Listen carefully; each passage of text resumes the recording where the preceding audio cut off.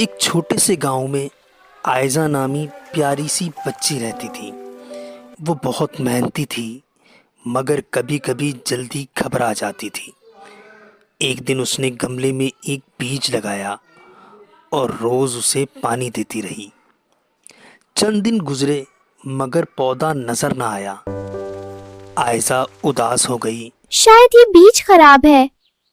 प्यार से कहा, बेटा, अच्छे कामों का नतीजा आने में वक्त लगता है, सब्र करो। आयजा ने सब्र किया और रोज पानी देती रही।